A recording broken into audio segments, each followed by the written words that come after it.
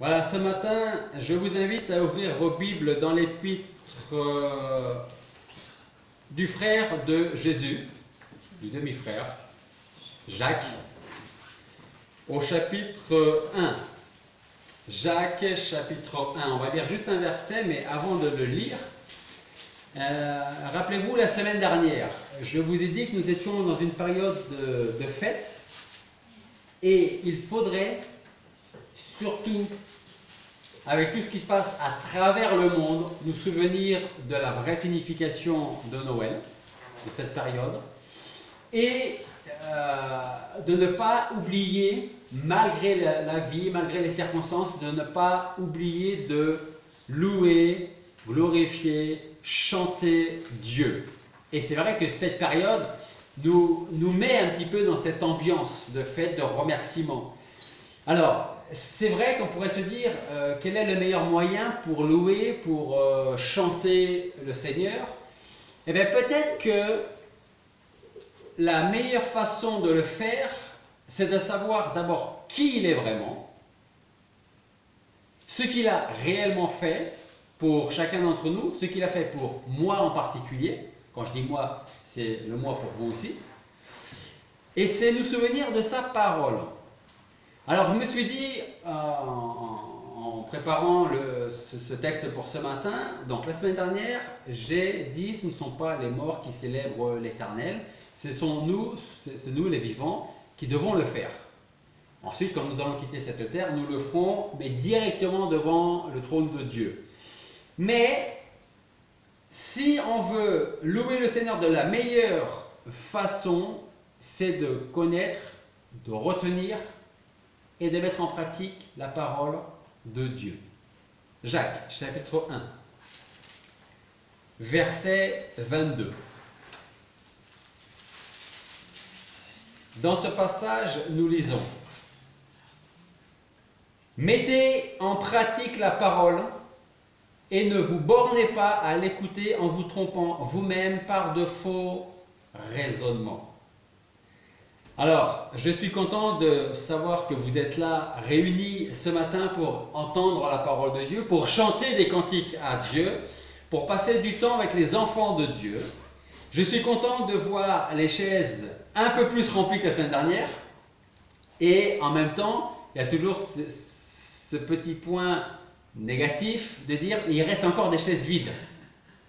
Mais en même temps, je me dis que vous pouvez occuper une chaise sans pour autant être là quand même. Juste être présent.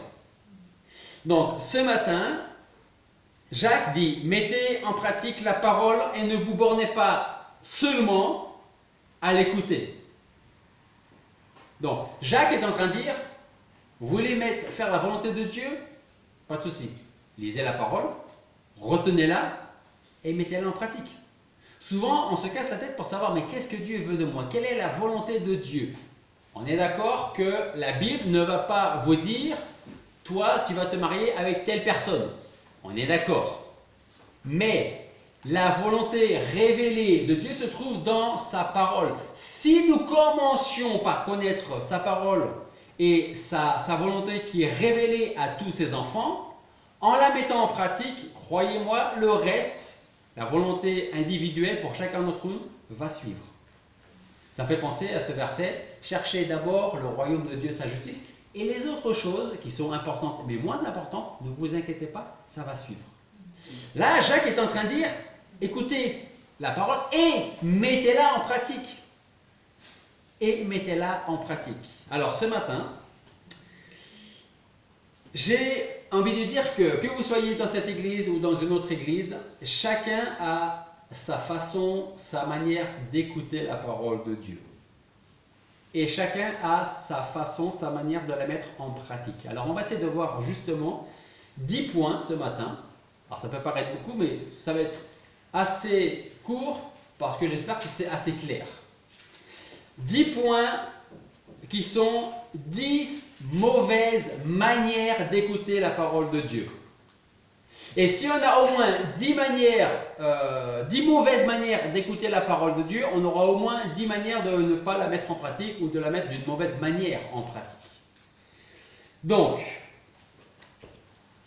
Certains vont écouter la parole de Dieu et seront touchés par la parole de Dieu. Ils vont la mettre en pratique et forcément, ils vont recevoir des bénédictions. Ça, c'est sûr, c'est certain. Certains vont donc retirer un grand profit de ce qu'ils entendent. Et il y en a d'autres qui écoutent la parole, mais cette parole ou ne leur sert à rien, ou dès qu'ils ont passé la porte, ils l'ont déjà oublié.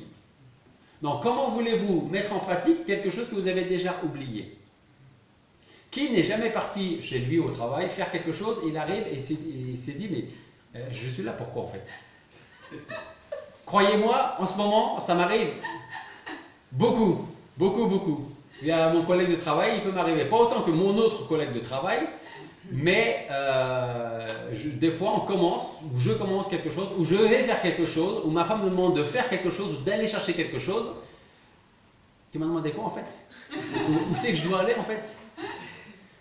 Et souvent pour la parole de Dieu, ça peut être aussi exactement la même chose. Alors on va mettre ça pour certains sur le dos de l'âge. Hein? Voilà, quand on commence à prendre de l'âge, toutes les personnes âgées n'oublient pas, mais en règle générale, ce sont souvent quand on est plus âgé qu'on commence à perdre un peu la mémoire. Hein? Il y a aussi les jeunes. Hébreux chapitre 4, versets 1 et 2 nous dit: craignons donc que la promesse d'entrer dans son repos nous étant laissée, quelques-uns de vous ne paraissent y avoir renoncé. Car l'heureuse promesse nous était faite aussi bien qu'à eux. Mais cette parole qu'ils avaient entendue, ne leur servit à rien parce que ceux qu'ils entendirent n'y ajoutèrent pas de foi. Posons-nous donc la question aujourd'hui de savoir quelle sorte d'auditeurs nous sommes. Nous allons prier et on va justement demander au Seigneur de nous enlever tout ce qui pourrait empêcher sa parole de venir et d'agir en nous. Prions. Père Céleste, nous voulons te remercier tout d'abord parce que nous avons la grande bénédiction, la possibilité d'être dans ta maison ce matin. C'est un vrai privilège et nous voulons le reconnaître et te dire merci pour cela. Merci pour ta parole qui est vivante, efficace, qui parle dans nos cœurs, qui change nos cœurs, qui transforme nos cœurs. Et nous voulons te demander, Seigneur, pour ce matin, une fois de plus, de nous aider à retenir ce que nous allons entendre de ta parole pour le mettre en pratique chaque jour dans notre vie, afin de mener la vie que tu désires que nous ayons. Mais aussi pour que nos proches, nos amis, nos collègues de travail, nos voisins puissent voir notre vie et voir vraiment une différence avec leur manière de penser, leur manière de vivre, et qu'ils puissent s'intéresser à cela, pour qu'ils puissent eux aussi te connaître et connaître notre Seigneur Jésus-Christ. Prépare-nous, conduis-nous donc à travers ta parole et que ton esprit nous garde notre intelligence, notre compréhension ouverte pour que nous puissions comprendre et mettre en pratique. Et c'est en ton nom que nous te prions. Voilà. Alors, 10 mauvaises manières d'écouter la parole de Dieu. Premièrement, certains ne bénéficient pas de la parole parce qu'elle est très vite oubliée. C'est ce que je vous dis, on peut retenir durant les quelques minutes qu'on va être là, et une fois qu'on va être dans notre voiture, plusieurs raisons peuvent faire qu'on oublie.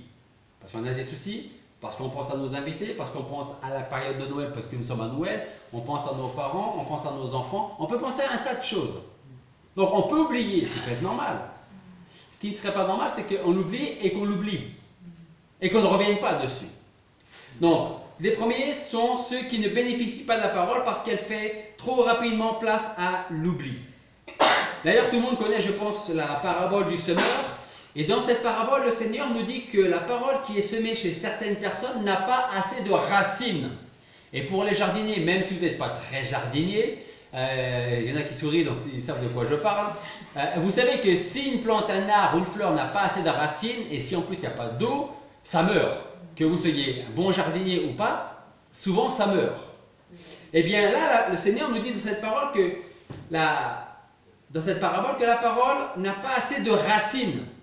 Ce qui fait qu'elle ne demeure pas assez longtemps pour porter des fruits.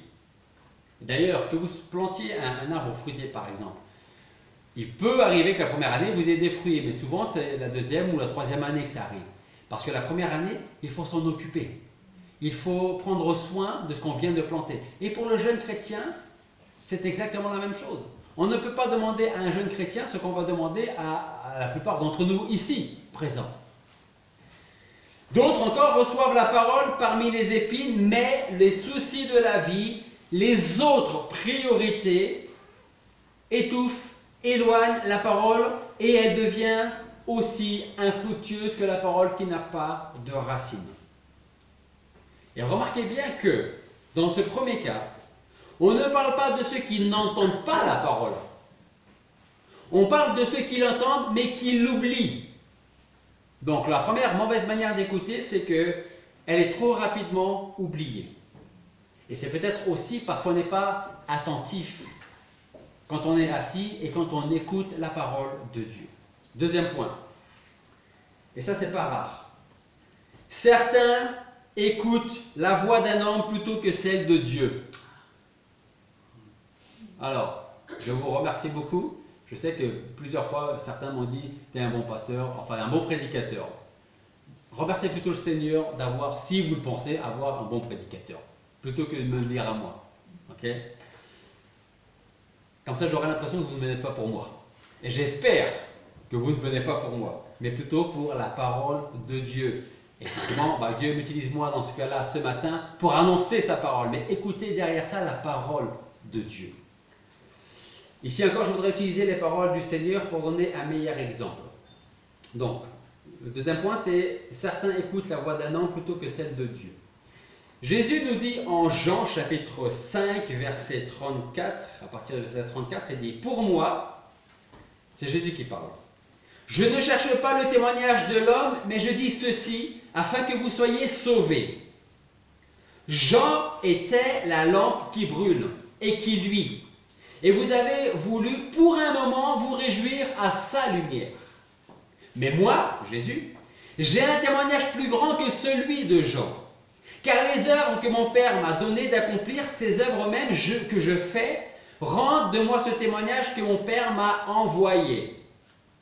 Et le Père qui m'a envoyé a lui-même rendu témoignage de moi.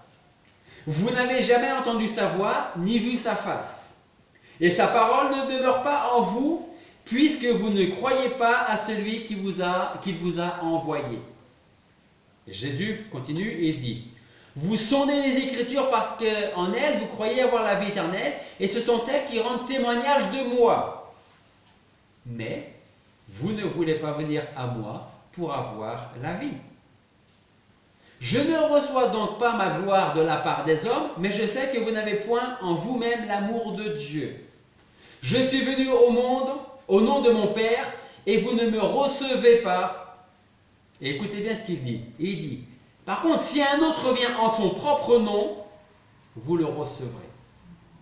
En fait, Jésus est en train de dire, je suis le Fils de Dieu, je suis envoyé de Dieu, je suis Dieu, et pourtant, vous ne voulez pas venir à moi pour avoir la vie éternelle. Par contre, si un autre vient, un homme, lui, vous allez l'écouter.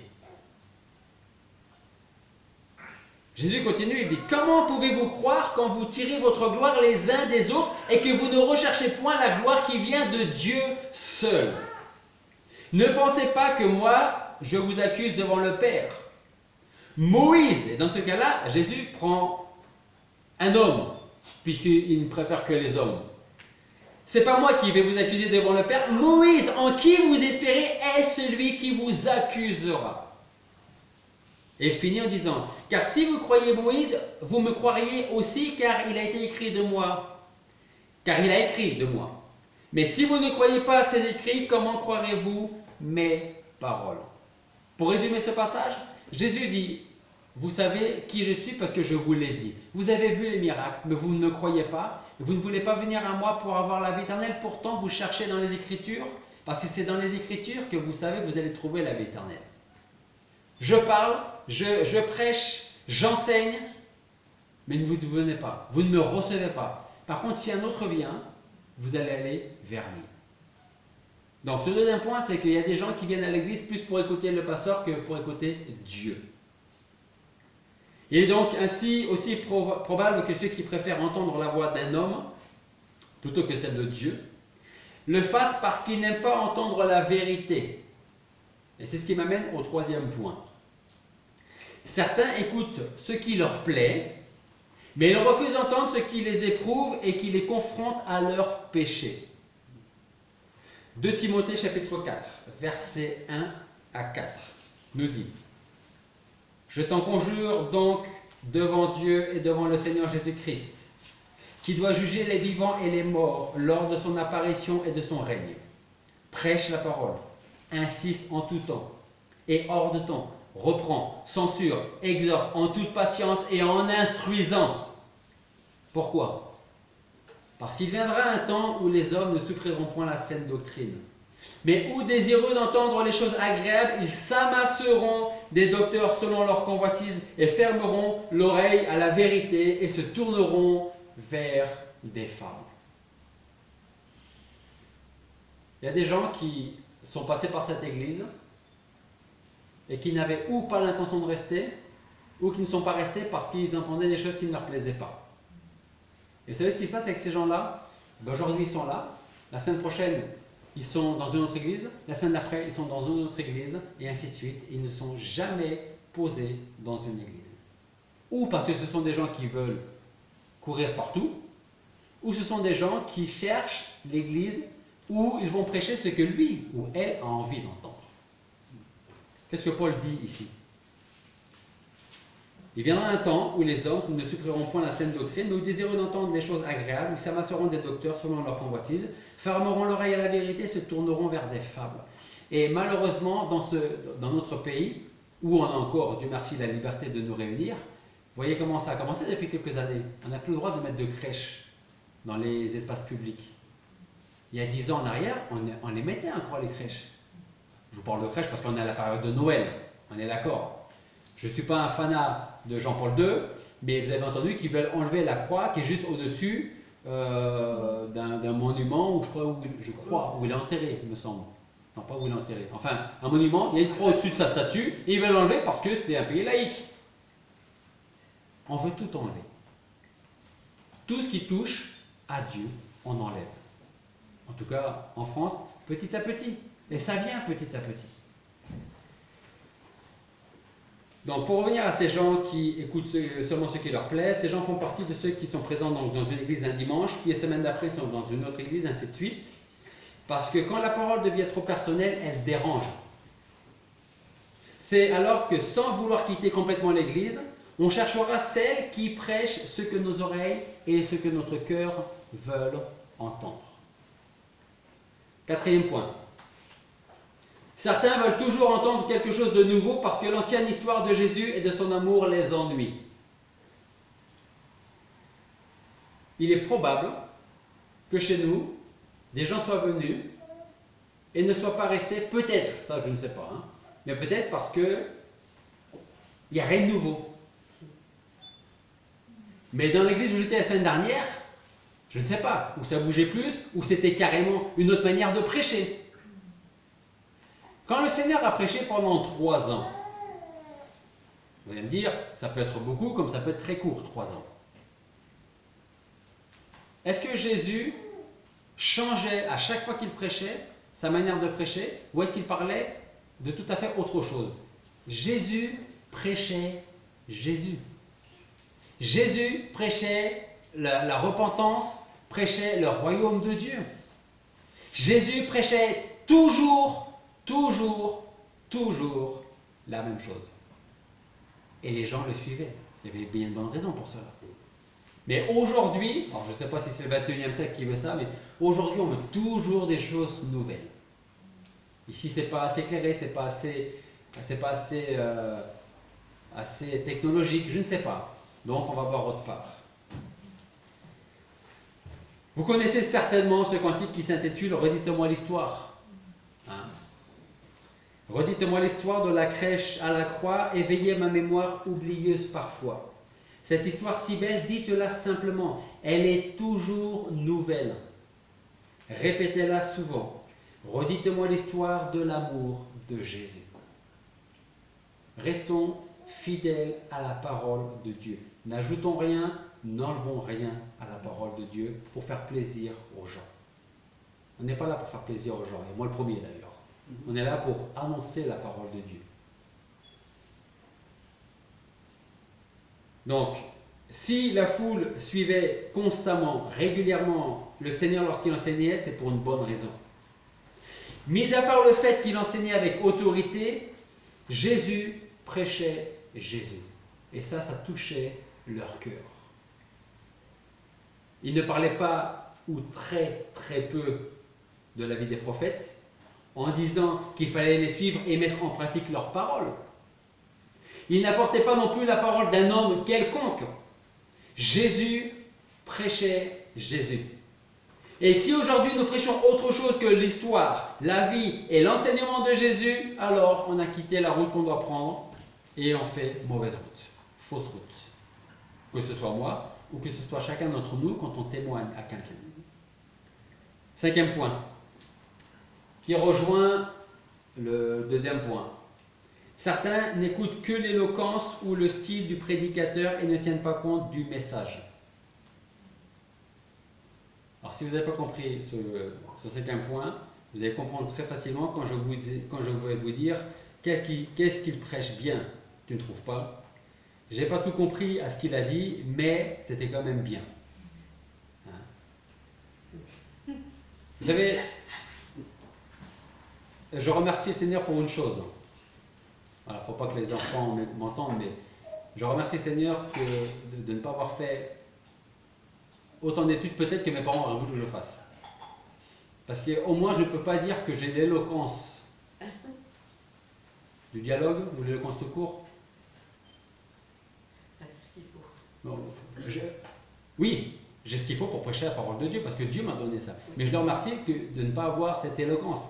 Et ce n'est pas rare quand dans mes phrases, mes structures de phrases, mes constructions de phrases, je fasse des erreurs. Mais j'espère que vous ne retenez pas les erreurs, mais plutôt ce qui est dans la phrase. Il y a cette expression qui dit, comme je le disais il y a très longtemps, enfin quelques semaines, quelques mois, c'est l'arbre qui cache la forêt. C'est-à-dire qu'on va écouter l'éloquence et le style du prédicateur plus que le message du prédicateur. Et donc, on va, derrière l'éloquence, on oublie le message. Et on se dit, c'était bien, il prêche bien, il parle bien, il s'exprime bien, il bouge, il fait des gestes. Mais on va retenir que ça et on ne va pas retenir le message.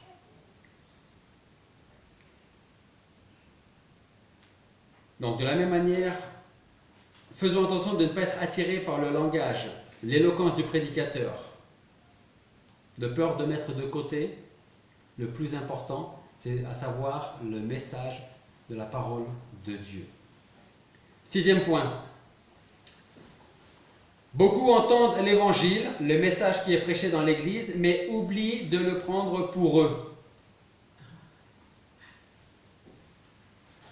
De la même manière, nous pouvons dire ici, je suis content, dans le cas que Albert apporte ce message ce matin, j'espère que ça servira à telle ou telle personne. Mais on oublie de se dire, il me parle à moi aussi d'abord.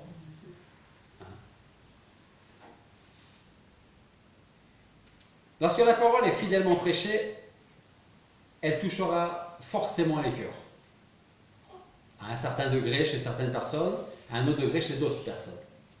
Mais ça touche toujours les cœurs, l'évangile. Certains seront plus touchés que d'autres. Mais l'évangile ne restera jamais sans effet lorsqu'il est prêché. Alors cherchons donc à savoir ce que le Seigneur veut nous enseigner lorsque nous entendons sa parole. Soyons prêts à entendre son enseignement. C'est ce qui me conduit au septième point. Il y a parfois trop d'écoute sans préparation. Alors ça veut dire quoi? Trop d'écoute sans préparation. On a besoin de demander à Dieu de nous préparer avec humilité et obéissance avant même d'arriver à l'église. Ça peut être le matin en se levant le dimanche matin, dans notre voiture. Mais souvent on oublie de demander à Dieu de nous préparer à recevoir sa parole. Et je pense qu'il est arrivé à chacun d'entre nous de venir à l'église sans avoir le désir d'être à l'église. N'est-ce pas? Ça peut paraître contradictoire, mais je pense que cela est arrivé à chacun d'entre nous bien plus souvent que ce qu'on peut penser. Voilà pourquoi nous devons demander au Seigneur de nous préparer avant de passer les portes de l'église. Qu'il enlève de notre pensée tout ce qui ne vient pas de lui, tout ce qui pourrait faire obstacle à sa parole. Nous-mêmes, nous devrions mettre de côté nos soucis, nos projets, les gens que nous avons invités à manger et qui risquent de nous attendre après le culte, ou toute autre chose qui pourrait nous empêcher d'être assis là et de dire « Je suis content d'être là et j'attends maintenant la parole de Dieu ». 8e point. Certains amènent avec eux, quand ils arrivent à l'église, quand je dis qu'ils arrivent à l'église, je parle des églises en général. Donc certains amènent avec eux une oreille de critique afin de chercher la faute qu'ils pourront ensuite utiliser contre le pasteur ou contre l'église. Galates chapitre 2 verset 4 nous dit « Et cela à cause des faux frères introduits furtivement qui s'étaient insinués pour épier la liberté que nous avons en Jésus-Christ afin de nous réduire en servitude. » Paul dit aussi en 2 Corinthiens 11, 13 « Car de tels hommes sont de faux apôtres, des ouvriers trompeurs qui se déguisent en apôtres de Christ. » Si nous venons à l'église, c'est avant tout pour recevoir la parole de Dieu, pas pour décortiquer chaque parole prononcée par le prédicateur afin de trouver le point faible, de se garder sous le coude pour qu'un jour, au cas où. 9e point. Beaucoup viennent à l'église pour écouter la parole, jusqu'ici tout va bien, mais ils restent inchangés après l'avoir reçu. Je voudrais ici me tourner vers, une fois de plus, la parabole du semeur, avec cette image de la semence qui tombe le long du chemin. Lorsqu'un homme écoute la parole du royaume et qu'il ne la comprend pas, le malin vient et ravit ce qui est semé dans le cœur. En plus de ces gens, il ne faut pas oublier ceux qui viennent mais qui n'ont pas envie d'être là. Et forcément, vous risquez d'entendre mais sans écouter. Parce qu'il y a une différence entre entendre et écouter. Si vous ne savez pas, regardez le dictionnaire à la maison. Entendre et écouter. Ce qui fait que beaucoup peuvent repartir comme ils sont venus. C'est-à-dire vides. En tout cas, vides de la parole de Dieu. C'est pour ça que j'espère que la semaine prochaine, les gens que vous allez inviter qui vont venir, j'espère qu'ils vont venir avec le cœur spirituellement vide et qu'ils repartiront avec le cœur spirituellement plein.